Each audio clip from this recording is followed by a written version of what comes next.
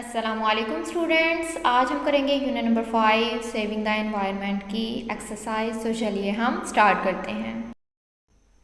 सबसे पहले देख लेते हैं वर्ड्स मीनिंग। रिस्पॉन्सिबिलिटी कहते हैं ड्यूटी को, रिपेयर मुरम्मत करना, to fix to mend, drown कहते हैं डूबना, टू डाई इन वाटर पानी में, मर जाना for being unable to breathe सांस लेने के काबिल ना रहने की वजह से, बायकॉट हड़ताल करना, टू स्टॉप यूजिंग और बाइंग एज अ प्रोटेस्ट एहतजाज के तौर पर चीज़ों को खरीदना और इस्तेमाल करना छोड़ देना, अर्ज कहते हैं जोर देना, to force to press. Recommend का मतलब है सिफारिश करना, to advise in favour of something किसी भी चीज़ के हक़ में नसीहत करना, रिसाइकल दोबारा इस्तेमाल में लाना, to reuse as a whole, emission अखराज, द प्रोडक्शन और sending out of light heat gas ETC किसी भी हरारत का, रोशनी का या फिर गैस का बनना और बाहर निकलना। अरोयन कहते हैं गिटाओ, the process by which the surface of something is gradually destroyed वो वाला अमल जिसमें किसी भी चीज़ की सतह आहिस्ता आहिस्ता तबाह हो जाती है through the action of wind हवा के अमल के नतीजे में।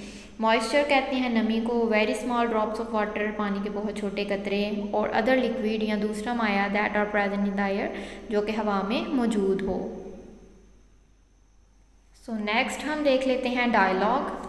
Ahmad, hi what are you doing? Javed, hi Javed, तुम क्या कर रहे हो? Javed, I am so stressed out, मैं बहुत ज़्यादा परेशान हूँ। आई कांट ईट, मैं खा नहीं सकता। आई कांट स्लीप, मैं सो नहीं सकता। I feel like I am going to crazy, मुझे महसूस हो रहा है कि मैं पागल हो जाऊँगा, पागल हो रहा हूँ। अहमद, व्हाट्स द प्रॉब्लम, मसला क्या है? Javed, I have got so many things to do, मेरे पास करने के लिए बहुत से काम हैं। यू नो, तुम जानते हो, स्कूल, माई जॉब, मेरी नौकरी, हाउस वर्क, घर के काम, स्पोर्ट्स, खेल, ETC वगैरह। I have very busy schedule, मेरा शेड्यूल बहुत मसरूफ़ है। Ahmad, you really ought to go take a vacation, तुम्हें यकीनन छुट्टियों पर जाने की ज़रूरत है।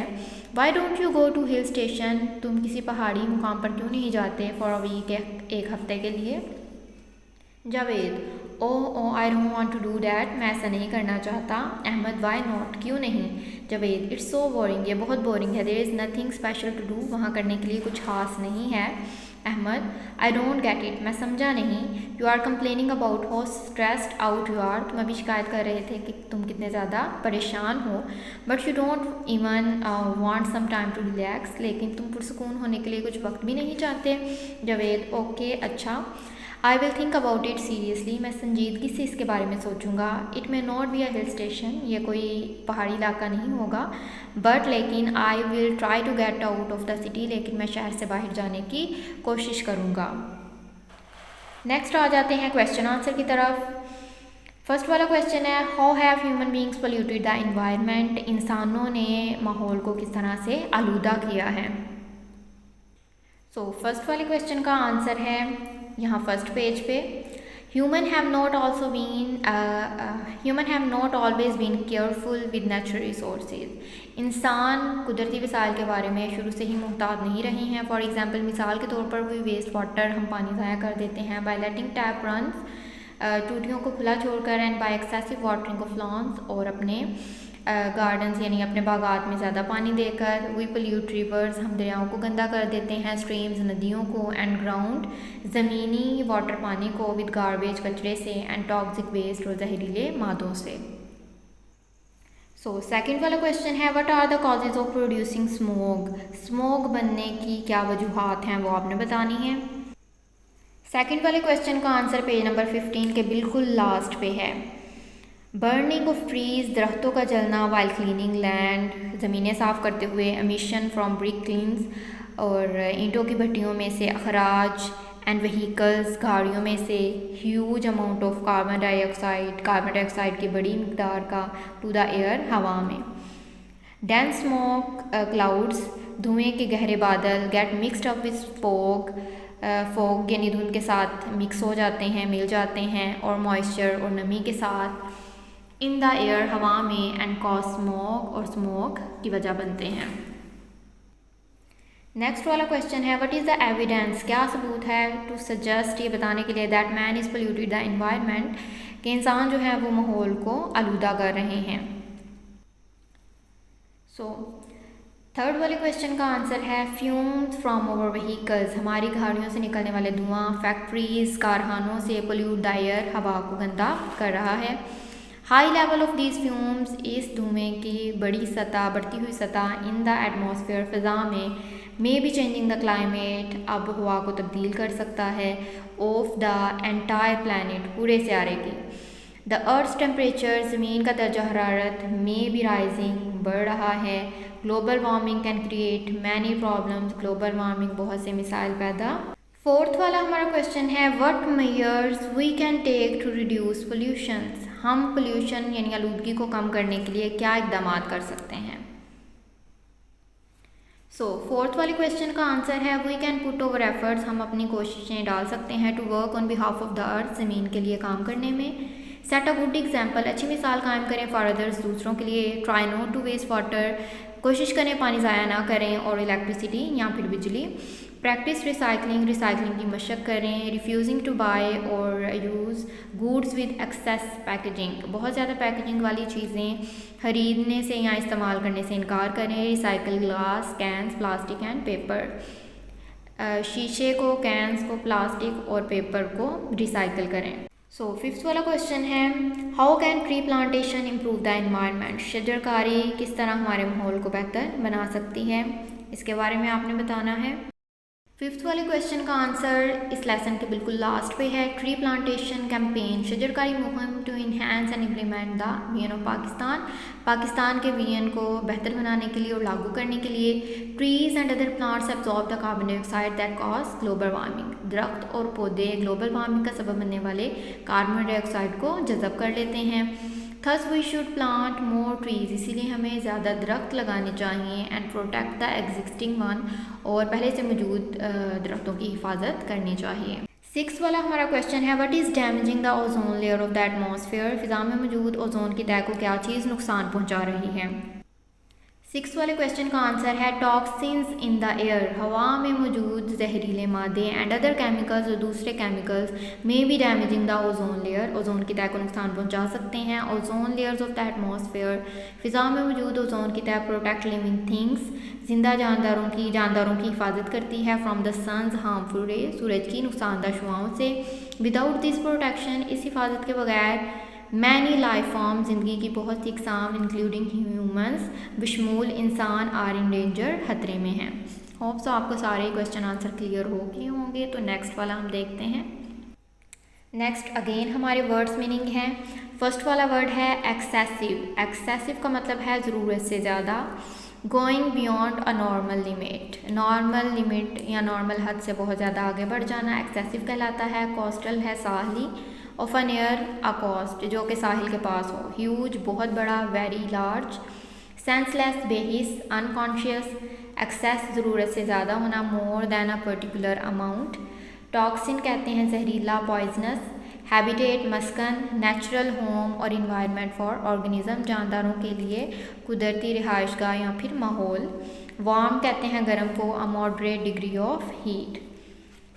नेक्स्ट आ जाते हैं पर्सनल प्रोनाउन पे। A word that is used in place of a person's name is called personal pronoun.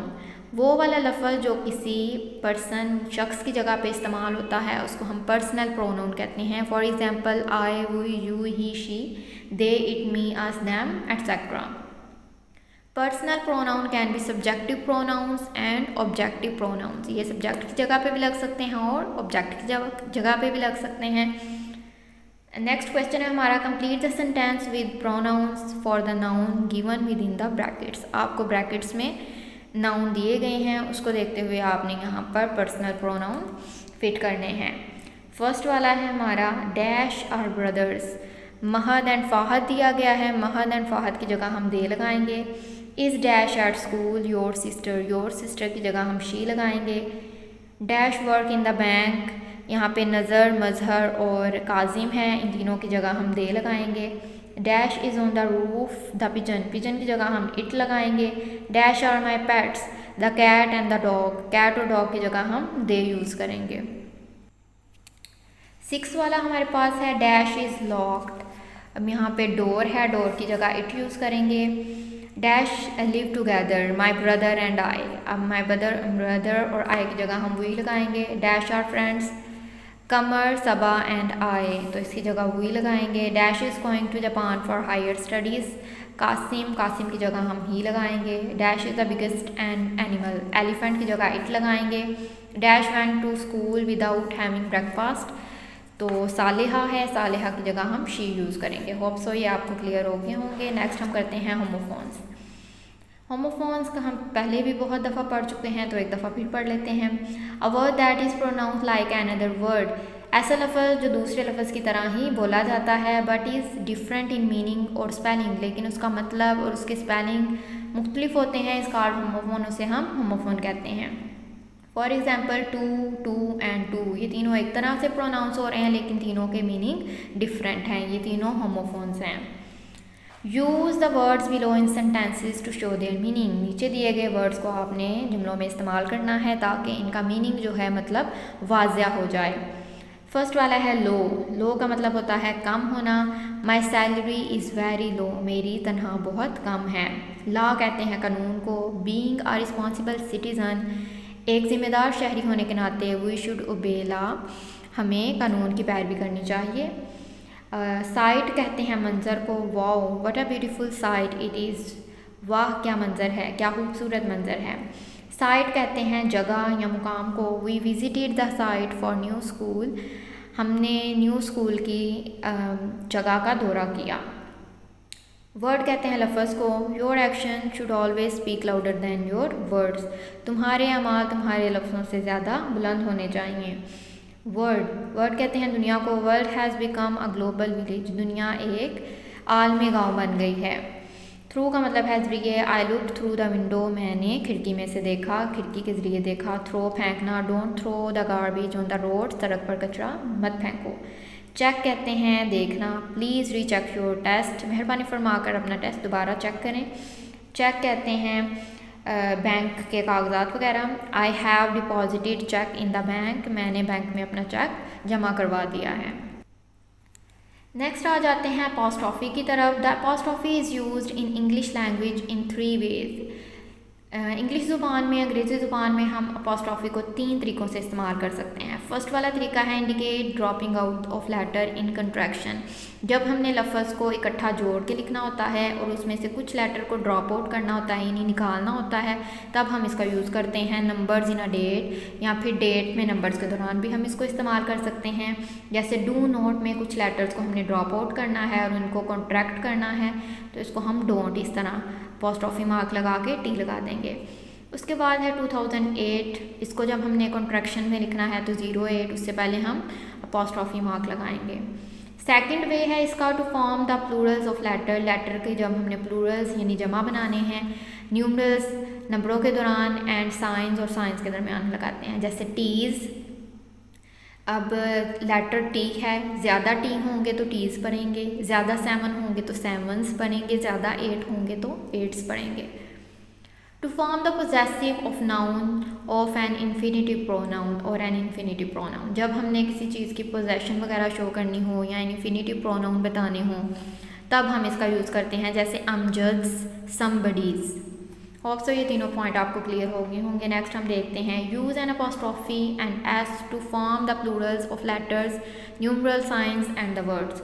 First वाला है द वर्ड हैज़ 2 A's, लफ्ज़ वर्ड जो है लफ्ज़ है और उसमें कितने ए हैं, 2 हैं, तो यहाँ पे हम ए अपॉस्ट्रॉफी मार्क और साथ में एस लगाएंगे, A's। उसके बाद है डॉट ऑल द आइज़, आई दोनों आई मतलब जितने भी आइज़ हैं उस पर आपने डॉट लगाने हैं, तो हम आई के ऊपर अपॉस्ट्रॉफी मार्क और साथ में एस लगाएंगे, i's. And cross all the t's in your writing, अब टीज़ ज़्यादा टीज़ हैं तो हम अपॉस्ट्रॉफी मार्क लगा के एस लगाएंगे। How many b's are in the word bamboo, word bamboo में कितने बीज हैं, तो बी के ऊपर भी हम अपॉस्ट्रॉफी मार्क लगा के एस यानी इसको प्लूरल बनाएंगे इन सबको। फोर्थ वाला है there are 3 5s in the number, number में 3 5 हैं तो इसको भी हम अपॉस्ट्रॉफी मार्क लगा के एस लगाएंगे। माई नेबर्स कैट, यहाँ पे पोजेसिवनेस शो की जा रही है कि किसकी कैट है, तो यहाँ पे हम आर और एस के दरमियान अपॉस्ट्रॉफी मार्क लगाएंगे। होप सो ये क्लियर हो गया होगा। नेक्स्ट देख लेते हैं, rewrite the following by using an apostrophe and S if required to show possession. यहाँ पे भी आपने पोजेशन शो करनी है और एस का इजाफा करना है। फर्स्ट वाला है लाइट ऑफ द मून, इसको हम जब लिखेंगे तो ये होगा द मून्स लाइट, मून के बाद अपॉस्ट्रॉफी मार्क एस और लाइट। 6 years टाइम, यहाँ पे आएगा 6 years, ईयर और एस के दरमियान अपॉस्ट्रॉफी मार्क आएगा। Surface of the earth surface. somebody cap is on the desk, somebody's cap। House of the people, house of the people लोगों का घर, पोजेशन को शो कर रहा है तो पीपल्स हाउस होगा। नेक्स्ट वाला देख लेते हैं 5 वाला question, provide missing apostrophe in the contractions in the following sentences. Contract किया गया है, उसमें जो मिसिंग अपॉस्ट्रॉफी मार्क आपने लगाने हैं। फर्स्ट वाला है don't let him go out, don't N और टी के दरमियान आएगा। यू हैव हो सकता है तो बीन गुड टू मी, ठीक है। यू के हम यू और वी ई के दरमियान लगाएंगे। They will show you the pictures, ये पढ़ा जाता है देल शो द पिक्चर, तो हम दे और विल के दरमियान लगाएंगे। आईड लाइक इट, ये आई वुड या आई हैड हो सकता है तो इसके दरमियान आई और डी के दरमियान लगाएंगे हैं। It's been a long day, it और एस के दरमियान लगाएंगे। We went there in the summer of 98, यहाँ पे नहीं आएगा। इट्स 10 o'clock, 10 के ऊपर आएगा और ओ के ऊपर आएगा। The style was very popular in the 60s, अब 60 के स्टार्ट में आएगा यहाँ पे। 9 वाला देख लेते हैं, लेट्स गो आउट, यहाँ टी और एस के दरमियान आएगा मार्क। 10 वाला है she didn't know what to do, से नहीं पता कि क्या करना है, यहाँ पे डिड और एन टी के मिड में आएगा बिल्कुल। होप सो सारी एक्सरसाइज आपको क्लियर हो गई होगी। बाकी नेक्स्ट चैप्टर हम अगली वीडियो में करेंगे कवर। तब तक के लिए अल्लाह हाफिज़।